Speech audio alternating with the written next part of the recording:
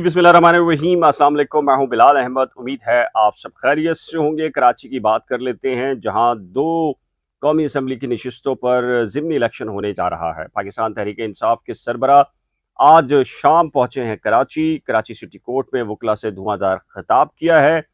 शाह फैसल में एक तारीखी जलसे की बात की जा रही है। पाकिस्तान तहरीक इंसाफ की जानिब से आज रात 12 बजे तमाम तर जो पॉलिटिकल एक्टिविटीज़ होती हैं, इंतखाबी मुहिम होती है, उसका वक्त ख़त्म हो रहा है और इमरान खान ने इंतहाई मसरूफ़ दिन गुजारा है आज का।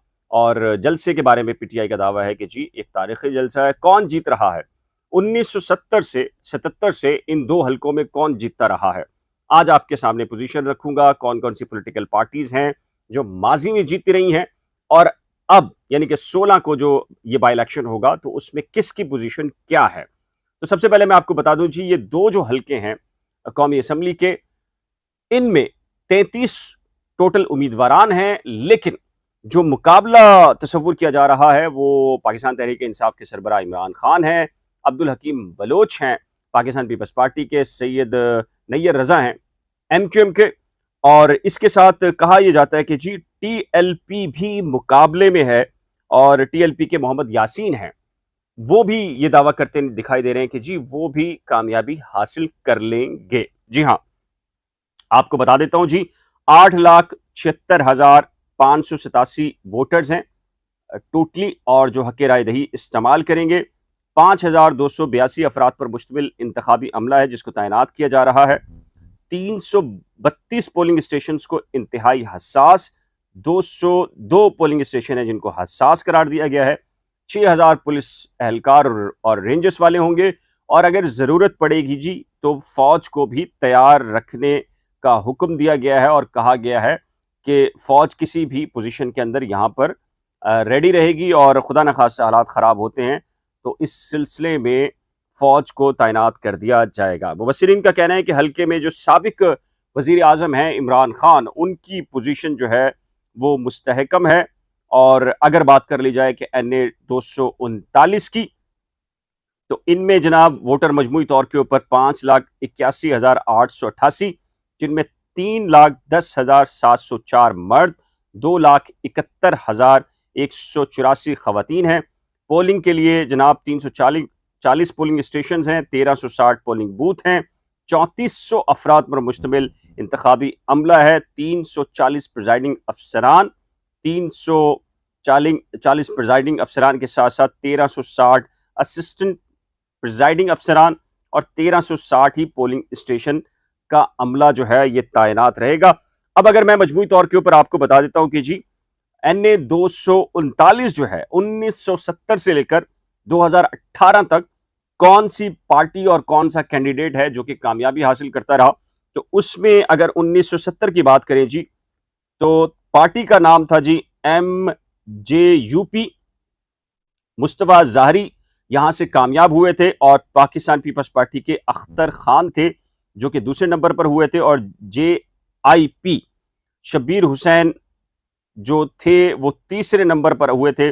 और 1977 के जो इलेक्शंस हुए थे इसमें कामयाबी हासिल की थी PNA, जो PNA की तहरीक थी, सैयद मुनव्वर हसन मरहूम, और दूसरे नंबर पर पाकिस्तान पीपल्स पार्टी थी जिनके उम्मीदवार का नाम जमालुद्दीन था। अब बात कर लेते हैं जी 1985 की, तो आज़ाद उम्मीदवार थे जी कंवर कल्बुद्दीन, और इनके मुकाबले में दूसरे नंबर पर आए थे जमात इस्लामी के मरहूम रहनुमा सैयद मुनव्वर हसन। इसी के साथ 1988 की बात की जाए तो सैयद मोहम्मद ज़िक्रिया कासमी जो कि MQM के थे वो कामयाब हासिल हुई थी, और सैयद मुनव्वर हसन मरहूम जो है वो इन्होंने सेकंड पोजीशन हासिल की थी। 1990 की बात कर ली जाए तो इसमें MQM के इस्लाम नबी, जी हाँ, ये पहले पोजीशन में रहे थे, और सैयद मुनव्वर हसन दूसरी पोजीशन के ऊपर आए थे।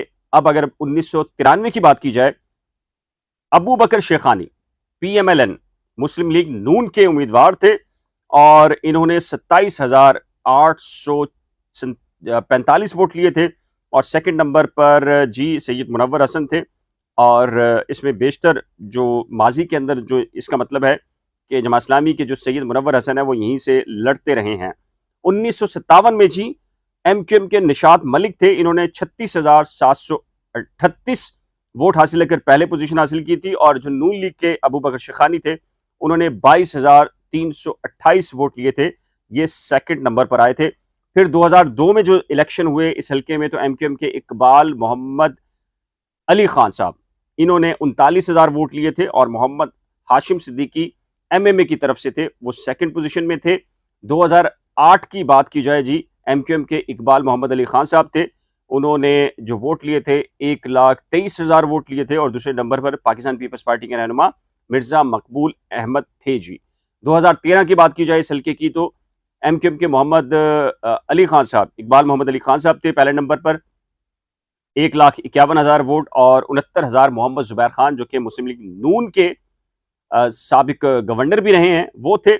इसी तरीके से 2018 की बात की जाए तो पीटीआई के मोहम्मद अकरम चीमा साहब हैं, उन्होंने 69,000 वोट लिए थे, और ख्वाजा सुहेल मंसूर ने तकरीबन चंद वोटों के मार्जिन से वो हार गए थे, 68,000 समथिंग वोट थे इनके।